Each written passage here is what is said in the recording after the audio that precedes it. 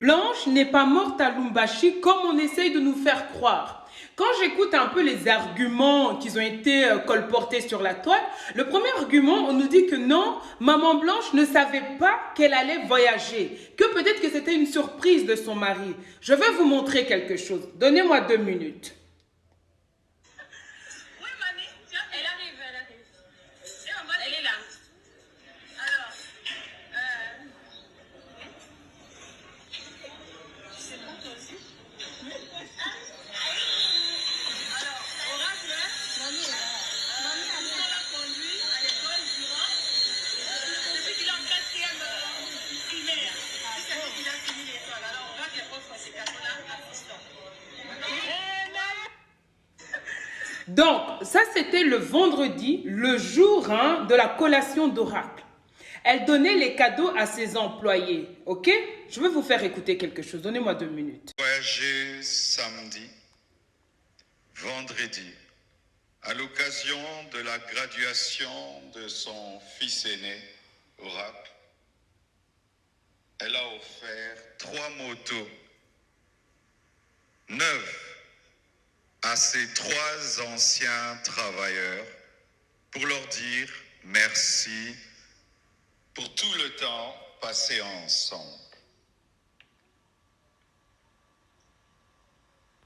Alors, on ne peut pas venir ici me dire que Maman Blanche ne savait pas qu'elle allait voyager. Blanche Odia Kandolo avait pris la décision de quitter son mari.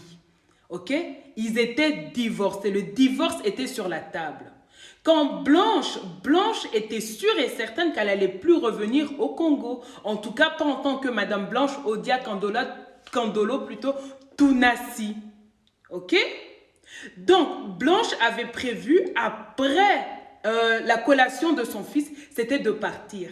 C'est pour cela qu'elle a offert les 2 motos. Donc, on ne peut pas venir me dire que non, Maman Blanche ne savait pas qu'elle allait voyager. Je vais vous rajouter encore une deuxième vidéo qui va vous prouver que cette femme savait qu'elle allait quitter le Congo. Attendez. Il faut savoir que Belade, Coco de Jésus, donc le deuxième pasteur qui était à l'église en fait de la Compassion, lui-même, le jour de la veillée mortuaire, c'est la veillée mortuaire du 17 juin 2024, il est venu dire aussi oralement que Maman Blanche, en fait, a demandé des changements au niveau de son bureau. Mais eux, ils ont utilisé cet argument-là pour dire que non, c'était pour dire qu'elle savait qu'elle allait mourir. C'est faux! Parce que Maman Blanche, c'était terminé entre elle et Marcelo. Elle n'avait pas dit à tout le monde qu'elle partait. On va le faire écouter. Et je termine par là, tonton Jaco. Dans son bureau, elle a regardé les meubles.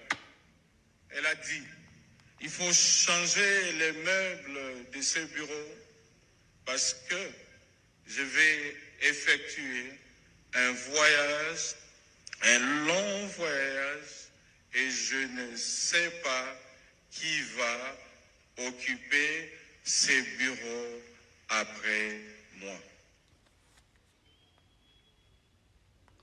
Ce long voyage qu'elle allait effectuer, ce n'était pas le voyage de la mort. Je vous ai dit, Maman Blanche a quitté le Congo pour la Belgique. C'est même pas moi qui le dis. Il y a d'autres personnes qui ont témoigné. Ne laissez pas les gens vous déstabiliser. Nous, on ne peut pas nous déstabiliser. Vous comprenez ça? Moi, Marie, tu ne peux pas me déstabiliser. Blanche a quitté, ok, le Congo pour la Belgique. La Turquie, ce n'était pas prévu. Ça a été un imprévu. De base, elle ne devait pas aller en Turquie, c'était le Canada. On lui a fait monter en Turquie. Qui l'a fait monter en Turquie? Joseph Yoni Kasongo. Comment ça se fait qu'aujourd'hui, vous voulez changer la trajectoire de la dame? À qui profite ce changement? Moi, je n'en veux même pas à la personne qui est venue relater ça sur les réseaux. C'est aux gens qui ont donné les informations à ce monsieur-là. Vous êtes sûr? Quand le monsieur vient dire que non, Blanche est morte le lundi, tu es sûr? Blanche, elle était en vie le lundi. Blanche a eu à parler à sa maman le mardi 11 juin 2024. C'est l'une de ses sœurs qui a décroché, qui a donné à sa maman. Donc dites-moi à quel moment, ou alors le mardi il parlait à un fantôme. Comment une personne qui est décédée lundi, on peut lui parler mardi? Vous foutez de qui en fait? Comme j'ai dit, ce n'est pas la personne qui est venue raconter ça sur la page ou Internet, ce n'est pas ça. Ce sont les gens qui lui ont donné ces renseignements-là. Ok? Maman Blanche, elle a bien pris l'avion. Les gens l'ont vu. Ce ne sont pas les gens de Marcelo comme j'ai vu dans les commentaires. Arrêtez de venir salir ici. Moi, sur la page, il y a de l'ordre. Je n'aime pas le désordre. Nous voulons une vraie justice. Nous ne voulons pas des spéculations. Vous ne comprenez pas quelque chose. Hein. Ce que vous ne comprenez pas, c'est que là, nous sommes au niveau de la politique maintenant. Il aurait été préférable qu'ils fassent leurs histoires-là à Lumbashi, au Congo. Mais malheureusement, pour eux, ils ont été faire ça dans un pays turc. Et vous pensez que les Turcs ils vont accepter ça? Vous pensez qu'ils vont accepter que des gens étrangers viennent dans leur pays, tuent une femme, ils font leur magouille et tout, après ils sortent du pays comme si de rien n'était?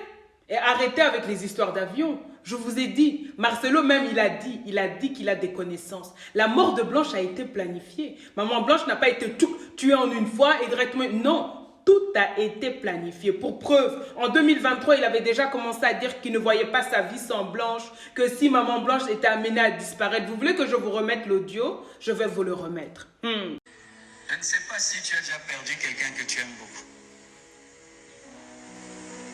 Vous savez, des fois, les gens qui perdent leur femme, je me dis, ils vivent comment? Moi et Blanche, chaque matin, je m'assieds toujours ici. Et elle toujours ici, à ma gauche. Chaque matin, elle est toujours là. Et tout le temps, j'aime prendre sa tasse. J'aime déranger quand elle mange. Et c'est Pilsanga. Et si elle ne part pas, non, tout le monde. Chaque fois qu'on t'a la gauche, quand tu dors, sa place n'est pas là. Ses habits. Des gens qui ont perdu leur papa. Donc ça, c'était en 2023. Il parlait déjà de la mort de Blanche, alors que Blanche était dans la salle. Le crime-là a été organisé depuis longtemps. Il y a des choses qui, même moi, il y a des choses qui peuvent m'échapper. On se dit, mais comment? Quand un monsieur vous dit, j'ai des contacts, vous pensez qu'il rigole?